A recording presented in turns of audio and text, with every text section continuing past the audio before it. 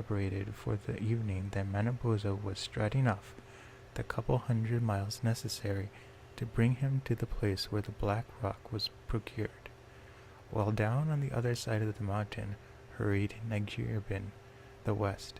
At the break of the day, each appeared at a great level on the mountain top. Manabozho with 20 loads at least of the black stone on one side, and on the other side, the west, with a whole meadow of bulrush in his arms. Manabozho was the first to strike, hurling a great piece of the black rock which struck the west, directly between the eyes, and he returned the favor with a blow of the bulrush that rung over the shoulders of Manabozho, far and wide, like the long lash of lightning among the clouds. First one, then the other, Manabozho poured in a tempest. Manabozho poured in a tempest of black rock, while the west discharged a shower of bulrush, blow upon blow, thwack upon thwack. They fought hand to hand until black rock and bulrush were all gone. They all betook themselves to hurling crags at each other, cudgeling with huge oak trees, defying each other with one mountain top to another, while the times they shot enormous boulders of granite across each other's heads, as though they had been mere jackstones. The battle, which had commenced on the mountains, had extended far west. The west was forced to give ground. Manabozho, pressing on, drove him across the rivers and mountains, ridges and lakes, till at last he got him to the very brink of the world. Hold, cried the west. My son, you know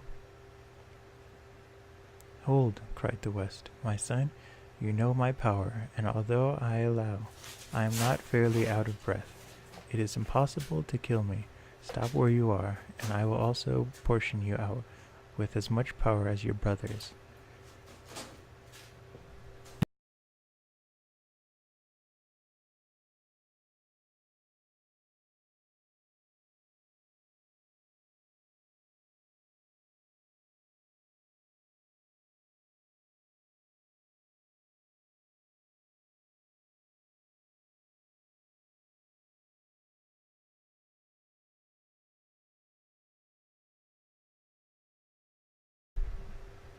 Stop where you are, and I will also portion you out as much power as your brothers.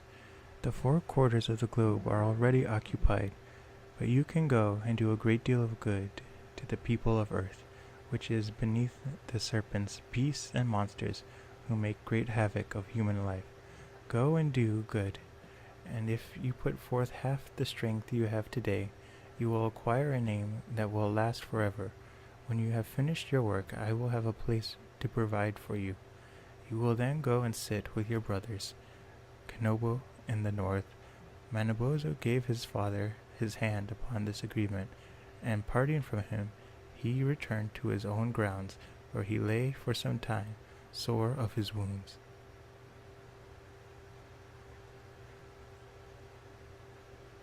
So the next story is Why the Woodpecker Has a Red Head. No, that's not the story. Why the woodpecker has red head feathers. When my dog doesn't like this story. When his wounds had all been cured by his grandmother, skill in medicine, Manabozho, as big as sturdy as ever, was ripe for a new adventure. He set his thoughts immediately upon a war excursion against the pearl feather and wicked old Manito, living on the other side of the great lake, who had killed his grandfather. He began his preparations by making huge bows and arrows without number. He had no arrowheads at last. His grandmother, Noko, told him that an old man who lived at some distance could furnish him with some, and he sent her to get them. Though she returned with her wrapper full, he told her that he had not enough and sent her to get more. In the meantime, he thought to himself, I must find out a way of making these heads. Instead of directly asking how it was done, he preferred, just like Manabozho, to deceive his grandmother in order to learn what he wanted by trick. Noko, he said, while I take my drum and rattle and sing my war song, do you go and try to get me some larger heads, for these you have brought me are all. For these you have brought me are all of the same size. Go and see, the old man is not willing to make some a little larger. He followed her at a distance, and as she went, having left his drum at the lodge with a great bird tied at the top, whose fluttering wings would keep the drum beat, the same as if it was standing there, beating the drum himself. He saw the old workman busy, learned how he prepared the heads, but also beheld the old man's daughter, who was very beautiful. Manabozho discovered for the first time that he had a heart of his own, and the sigh he heaved passed through the arrow maker's lodge and the young gal of the wind. My, how it blows, said the old man. It must be from the south, though, said the daughter. It is so fragrant. Manabozho slipped away, and in 2 strides at home shouted forth his song as though he never left the lodge. He had just time to unite the bird which had been beating the drum where its grandmother came in, gave him the big arrowheads. In the evening the grandmother said, My son, you ought to fast before you go to war, as your brothers do, to find out whether you will be successful or not. He said he had no objection, having privately stored away in a shady place in the forest 2 or 3 dozen juicy bears, a moose, 20 strings of the tenderest birds. He could retire from the lodge so far as be entirely out of view of his grandmother, and fall to and enjoy himself heartily. At nightfall, having dispatched a dozen birds and half a bear or so, he would return tottering and forlorn, as if quite famished, so as to make his grandmother feel sorry for him. When he had finished his terms of fasting, the course of which he was slyly dispatching 20 fat bears, 6 dozen birds, and 2 fine moose, Manabozho sung his war song and embarked in his canoe, fully prepared for war. Beside his weapon he took a long supply of oil. He traveled rapidly at night and day, and he had only to will or speak, and the canoe went. At length he arrived in the sight of the fiery serpent, and stopped to study them. He noticed that they were enormous length, and of a bright color, that they were some distance apart, and that the flames poured forth from the mountains reached across the pass. So he got a good morning and began talking with them in a very friendly way. They were not to be deceived, however. We know you, Manabozho, they said. You cannot pass. Turning his canoe as if about to go back, he suddenly cried out with a loud and terrified voice, What is that behind you? The serpents, thrown off their guard, instantly turned their heads. In a moment Manabozho glided silently past them. Well, he said softly after he had gone by, how about it?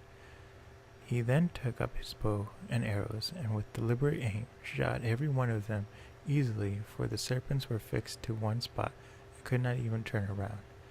Having thus escaped the sentinel serpents, Manabozho pushed on his canoe until he came to a part of the lake called Pitchwater, as whatever touched it was sure to stick fast. But Manabozho was prepared, and with his oil and rubbing his canoe freely with it from end to end, he slipped through with ease, and he was the first person who had ever succeeded in passing through Pitchwater. Nothing like a little oil, said Manabozho to himself.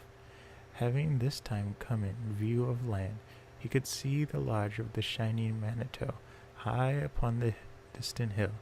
At the dawn of day he put his clubs and arrows in order to begin his attack, yelling and shouting and beating his drum, calling out so as to make it appear he had many followers. Surround him, run up, run up. He stalked bravely forward, shouting aloud, It is you that killed my grandfather, and shot off a whole forest of arrows. The pearl feather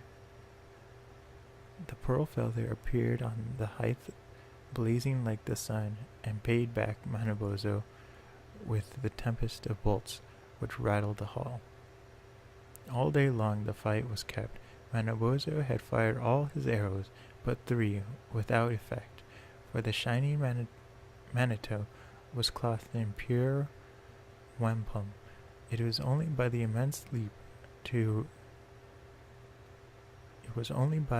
immense leaps to right and left that Manabozho could save his head from the sturdy blows which fell about him on every side, like pine trees from the hands of the Manito. He was badly bruised and at his very wits' end, when a large woodpecker flew past and lit on a tree. It was a bird he had known on the prairie near his grandmother's lodge. Manabozho called out the woodpecker, "Your enemy has a weak point. Shoot at the lock of hair on the crown of its head." The first arrow he shot only drew a few drops of blood. Then Manito came 1 or 2 uneasy steps, but recovered himself. He began to parley, but Manabozho, now that he had discovered a way to reach him, was in no humor to trifle, and he let slip another arrow which brought the shining Manito to his knees, having his crown of his head within good range. Manabozho shot the third arrow, and Manito fell forward upon the ground, dead. Manabozho called the woodpecker to come and receive a reward for the timely hint he had given him, and he rubbed the blood of the shining Manito on the woodpecker's head, the feathers of which are red to this day. Full of victory, Manabozho returned home, beating his war drum furiously and shouting aloud his song of triumph. His grandmother was on the shore to welcome him with the war dance, which she performed with wonderful skill for one so far in advance in years.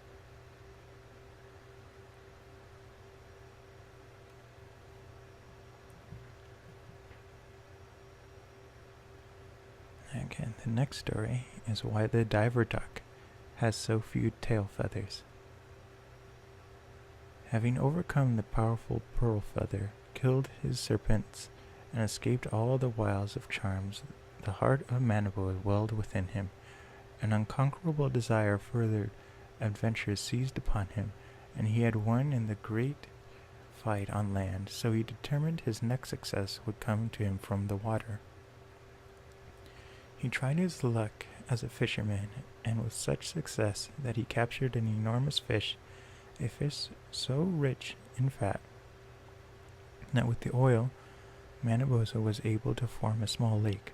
Wishing to be generous at the time, having a cunning plan of his own, he invited all the birds and beasts of his acquaintance to come up and feast upon the oil, telling them that the order in which they partook in the banquet would decide how fat each other was to be for all time to come. As fast as they arrived, he told them to plunge in and help themselves. The first to make his appearance was the bear, who took a long, steady draught. Then came the deer, the opossum, and such others of the family as were noted for their comfortable coverings. The moose and buffalo were late in arriving on the scene, and the partridge, always lean in flesh, looked on till the supply was nearly gone. There was not a drop left by the time the hare and the marten came. The marten appeared on the shore of the lake, and they are, in consequence, the slenderest of all creatures.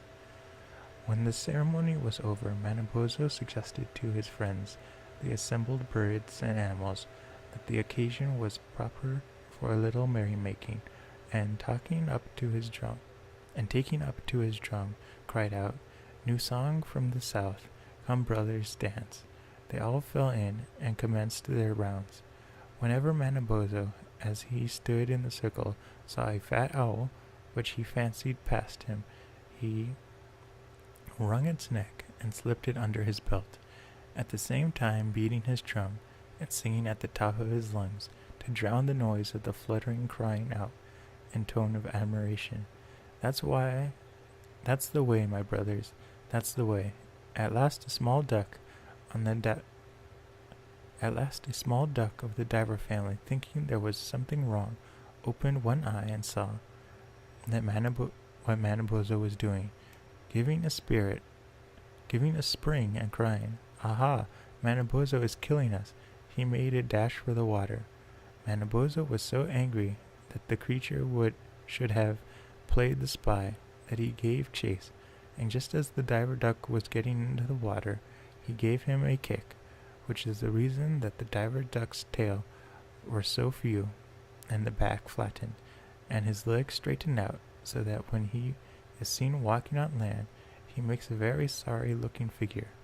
The other birds, having no ambition to be thrust in Manabozho's belt, flew off. The animals scampered into the woods.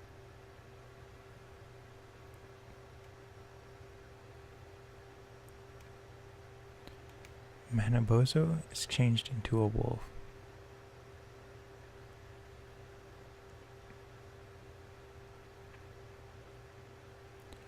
One evening, as Manabozho was walking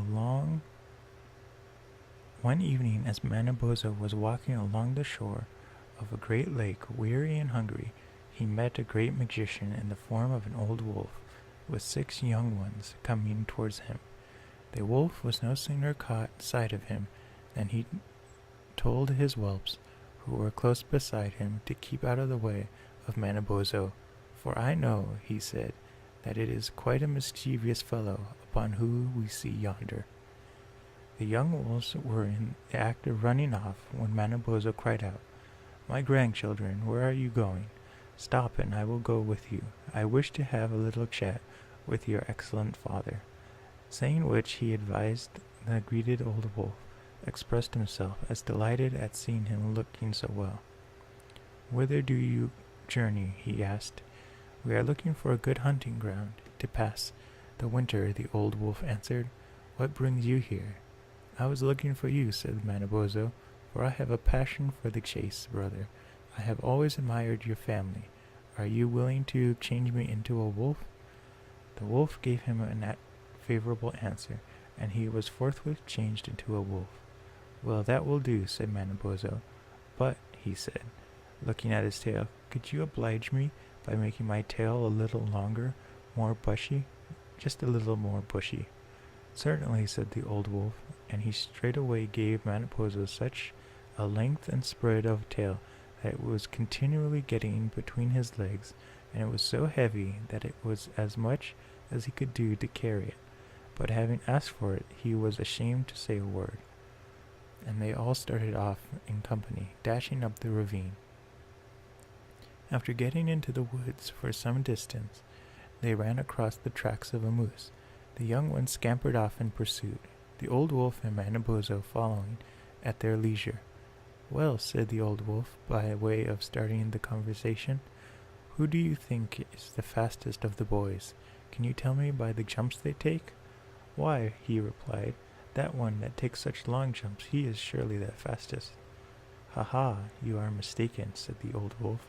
"He makes a good start, but he will be the first to tire out. This one who appears to be behind will be the one to kill the game." By this time they had come to the spot where the boys had started in chase.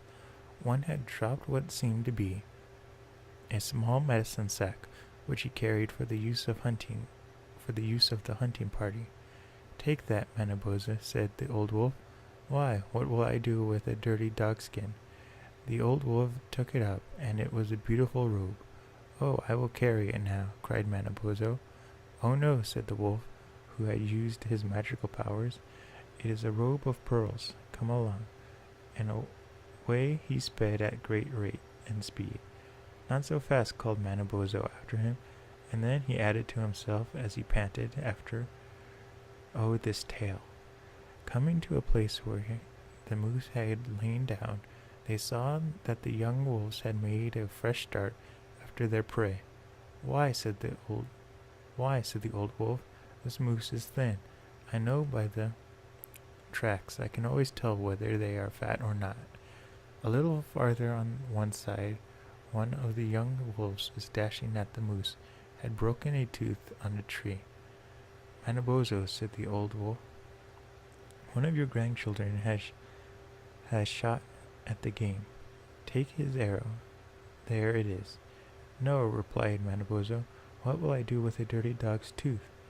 The old wolf took it up, and beheld it was a beautiful silver arrow.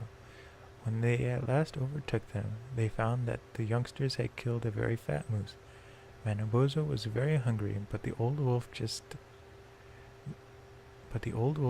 then again exerted his magical powers, and Manabozho saw nothing but the bones picked quite clean. He thought to himself, I just as expected, dirty, greedy fellows. If it had not been for this log at my back, I should have been in time to have got a mouthful. And he cursed the bushy tail which he carried to the bottom of his heart. The old wolf finally called out to one of the young ones, Give some meat to your grandfather.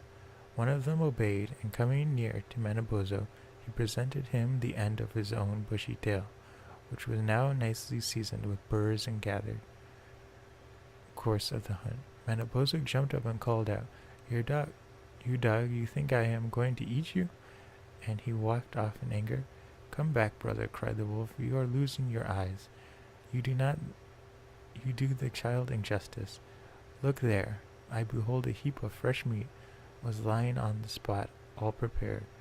Manabozho turned back, and at the sight of so much good food, put on a smiling face.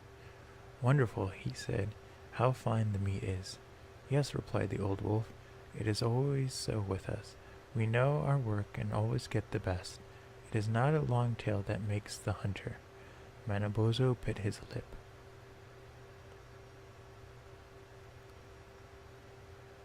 The next story is Manabozho is robbed by the wolves. Shortly after this, the old wolf suggested to Manabozho that he should go out and try his luck in hunting by himself. When he chooses to put his mind to it, he was quite an expert, and this time he succeeded in killing a fine fat moose, which he thought he would take aside slyly and devour alone. He was very hungry, and he sat down to eat, but as he never could go to work in a straightforward way, he immediately fell into great doubts as to the proper point at which to begin. Well, said he, I do not know where to commence. At the head? No. People will laugh, and say he ate him backwards. He went to the side. No, he said, they will say I ate him sideways. He then went to the hind quarters. No, that will not do. Either way they will say I ate him forward. I will begin here, say what they will. He took the delicate piece from the small of the back, and was just at the point of putting it to his mouth when a tree close by made a creaking noise. He seemed vexed at the sound. He raised the morsel to his mouth the second time when the tree creaked again. Why, he exclaimed, I cannot eat when I hear such a noise. Stop, stop, he cried to the tree. He put down the morsel of meat, exclaiming, I cannot eat with such noise. And starting away, he climbed the tree, and was actually pulling at the limbs which were bothering him, when his forepaw was caught between the branches, so that he could not free himself. While thus he held fast, he saw a pack of wolves advancing through the woods in the direction of his meat. He suspected them to be the old wolf and his cubs, but night was coming on, and he could not make them out. Go the other way, he cried out. What do you expect to get here? The wolves stopped for a while, talking among themselves, and said, Manabozho, we must have something there, or he would not tell us to go another way. I begin to know him, said the old wolf, and all his tricks. Let us go forward and see. They came on, and finding the moose soon made away with it. Manabozho looked wistfully on while they ate until they were fully satisfied, when off they scampered in high spirits. A heavy blast of wind opened the branches finally, and released him. The wolf had nothing left but bare bones. He made for home. When he related this mishap, the old wolf, taking him by the forepaw, condoned him with a deeply on his ill luck. A tear even started to his eyes as he added, "My brother, this should teach us not to meddle with points of ceremony when we have good meat to eat."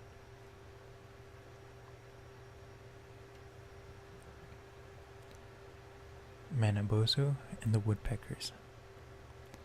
Manabozho lost the great part of his magical powers through letting his young wolf grandson fall through the thin ice and drown. No one knew where his grandmother had gone to.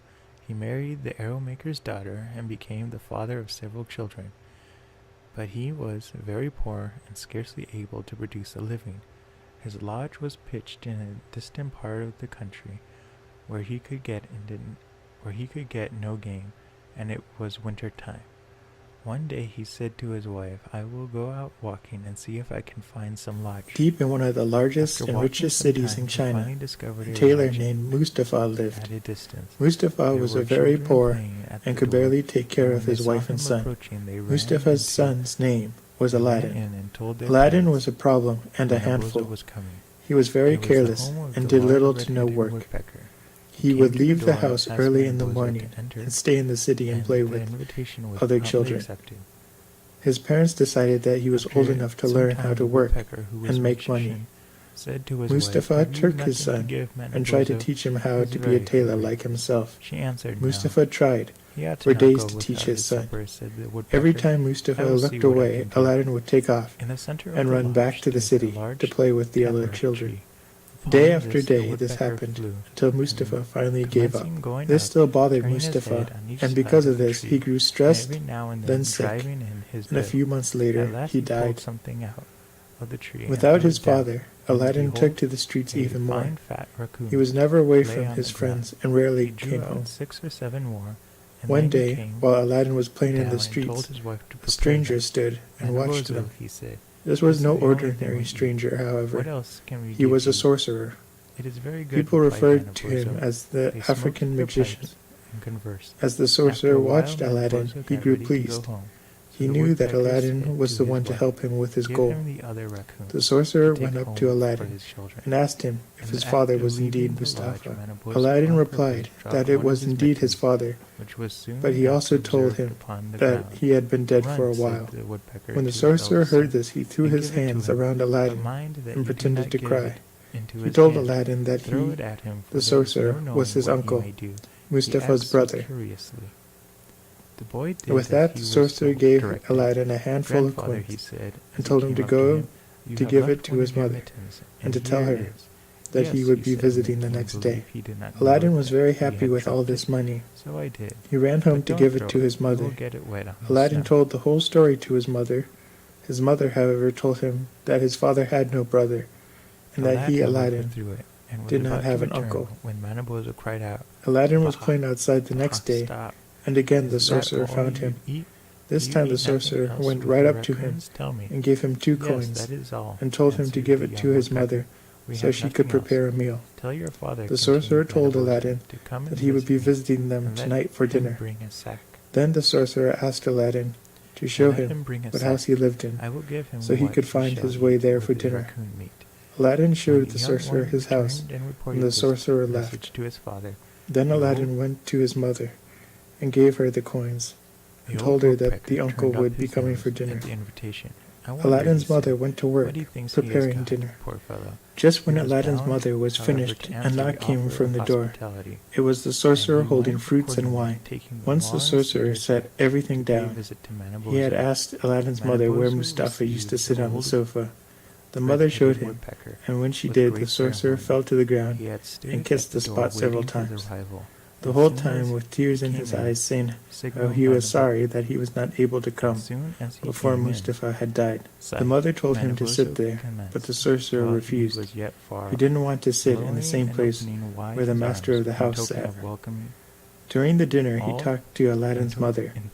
He told her not to be surprised that she didn't know him. The sorcerer told her that he had been gone from this country for 40 years, and that during that time he had been traveling through Persia, Arabia, breast. Syria, Egypt, and finally when deep the within woodpecker Africa. at last reached Aladdin's the mother large began to Manabur, cry made as she several remembered her husband, remarks upon and the that's when weather the and sorcerer appearance of the country, took it to start a and especially conversation broke with the Aladdin.